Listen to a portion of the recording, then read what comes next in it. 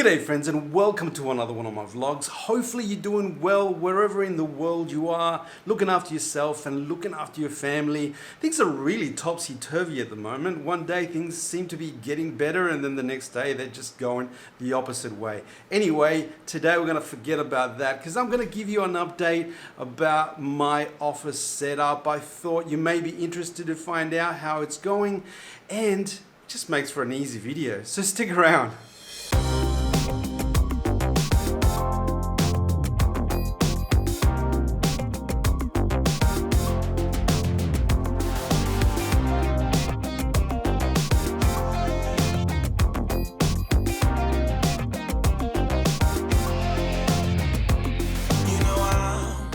Now the area behind me is my personal workstation. So this is the part of the office where I spend most of the day at. Everything from doing emails to video conferences. I also do all the video editing and photo editing, publish things online. So that's practically what I do for most of the day. So it needs to be the most comfortable part of the office as far as I'm concerned, but at the same time it has to be very functional. So I've got the lighting all right, I've got some sound paneling or some soundproof paneling in order to get rid of that reverberation. It helps a lot, especially when I'm actually doing web conferences and I'm trying to come across as very clear. And as well as when I'm recording live or doing podcasting, it's that area where it's almost like set and forget. You don't want to be in a position where you're playing around with items and sound and audio. What you want it to be ready whenever you go. So that's what I think. That area is the one that I rarely touch. Hopefully the one that never breaks down as well. Now, what are the pros and cons of this particular workspace? Now, on the positive side, I'm happy that it's pretty much complete, that I've got everything wired up, that I don't have to worry about moving things around. I think once I got the cabinet and the wiring and the electrical all sorted out, I have never looked at it again and it's set and forget. So now I can come in, turn things on, and I'm ready to go. On the negative side, there are a couple of things that I still need to do.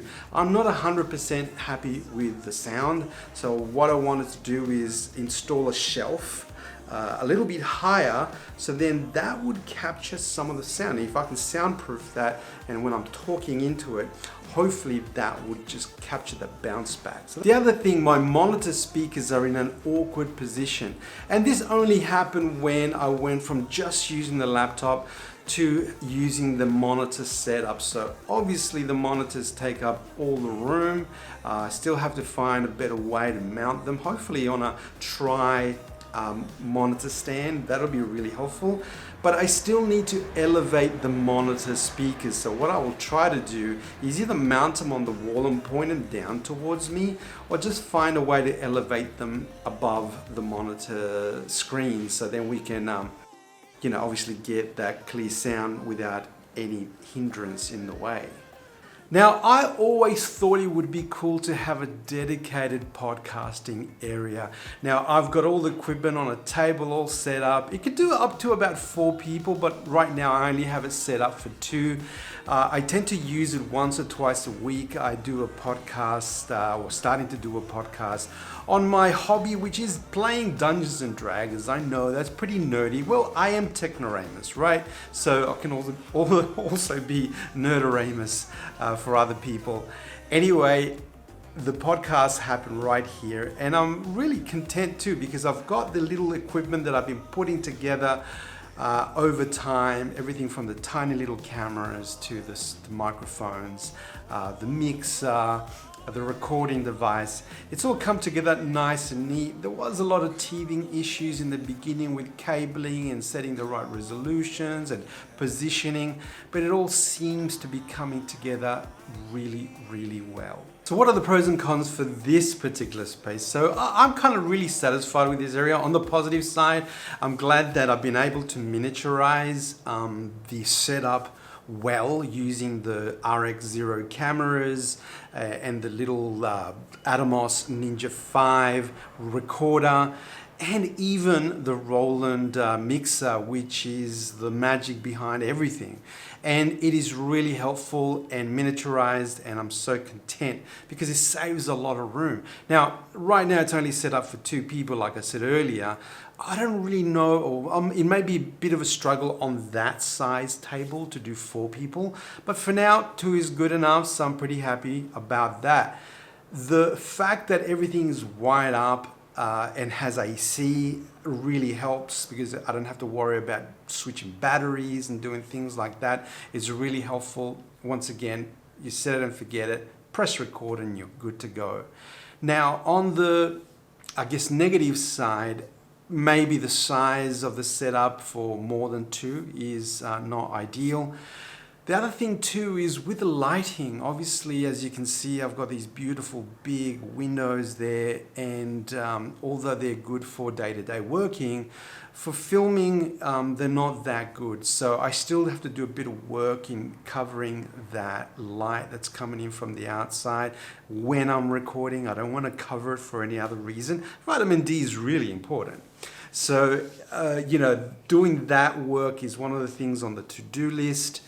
But at the same time, I can't record in the daytime because, the light really fluctuates too much, especially when it's cloudy. Then sometimes it's sunny, sometimes it's not. So it does require a little bit of work. So I need to work on that as well. I've done some work on the internal lighting that I'll talk to you about in a second. And that's helped me a lot as far as creating ambience. But as far as podcasting is concerned, block out the light, internal light, I think is going to be the way to go. Now, this part of the office is the one that I believe requires a little bit more work. So this is supposed to be the area where I guess you would call it entertainment. You meet and greet people as they come in, maybe clients, but also it's supposed to be a workstation there that you can demo videos, you can show them work or artwork and sort of have PowerPoint presentations and that sort of thing. The actual monitor is movable, so I can adjust it and move it next to the desk if we need to work collaboratively in that sort of way. So it's supposed to be multifunctional. So what's the good and bad of this workspace? Well, there's a lot of work to be done here. All this stuff actually is hand-me-downs. I haven't purchased a thing. Old monitor or TV from home. Actually, no, I did buy the stand for the television, so that's probably the only thing. But everything else has been either donated or given to me or got it on something very similar to Craigslist, for free. So what I wanted to do originally is mount the TV or the monitor on the wall. That way it won't utilize any of that space. I can use the space for storage or add cupboards and things like that, so I can put things that I want out of sight. So I haven't done that yet. I think that's probably the next phase. Also, what I wanted to do is get a larger monitor so I can have so people can stand further away from it, so then you have better visual of whatever it is that you're trying to show, like videos and things like that. Now, from a general office space, I'm pretty content that I have all the room necessary to do everything that I want to do in here. The podcasting table is multifunctional. I can take the equipment and pack it up. I can raise that table in order to do product shots and things like that. I can also move it out of the way if I need more room to do photography and things like that. So it's quite multifunctional. Now, the thing that I had to probably do a little bit of work, I had to call in some electricians and get the drop-down lights changed, because they had very old-fashioned bulbs and they gave like a very orangey tungsten sort of look about it. So what I did is change them to LED, and most of them, I think I've got 5 of them, but 3 out of the 5 are hue lights.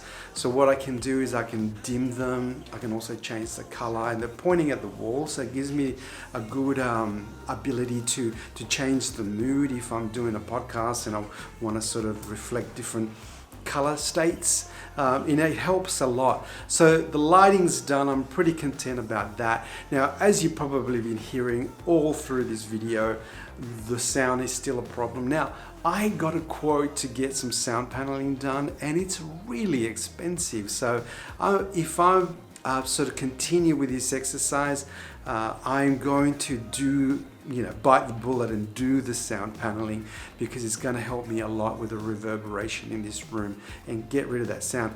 In the meantime though, I've been using those mics that allow us to record with close proximity. That gets rid of all the sort of echo. So dynamic mics, that's sort of the way to go, because it really helps with the noise. With all that said, someone on a budget like myself has to make some sacrifices along the way. Now, the sacrifices I've made are primarily in time. So if I had a big budget, I would have gone out and probably bought the best of everything that I could have, and then did the soundproofing and did all this work on this office. But you have to take one step at a time. It's not logical to actually throw in all this money into something that may not be fruitful. So my idea was always been take one step at a time. So the thing that I started with was my laptop. Without my laptop, I wouldn't be able to edit videos and sort of edit 4K videos especially. So you need something that's going to give you enough oomph to be able to cope with the work that you're going to be given in the future. So that's what I started off with. Everything else has been consequential. Like I could have not had the best mics, but then I needed better sound, so I invested in mics, and then I invested in lights. So every month I reserved a bit of the cash that I was making from the business in order to invest it into another piece of product. And it's been now, let's say, how long now? 8 months since I've been in this office. But the business has been going for a year and a bit, year and a half, and I haven't had all of this since day one. So for any of you out there trying to start up your own studio, start small. You don't have to get everything at once. All this is being recorded, by the way, on the Canon EOS M50. I don't have any Alexas, and I don't have any cameras that record in high quality. It's all about, putting the things you have purchased to good use and not blowing the budget. That's the only way you're going to stay around in the business for an extended period of time. So that's it. That's the video. Thanks for listening to my vlog and my rantings and ravings. Hopefully it gives you a good understanding of why I made the decisions. And obviously, if you're looking at also investing in some of this equipment, hopefully those decisions that I've made help you along the way. So that's it. Have a good week. I'll catch up with you on my next video. And until then, ciao for now.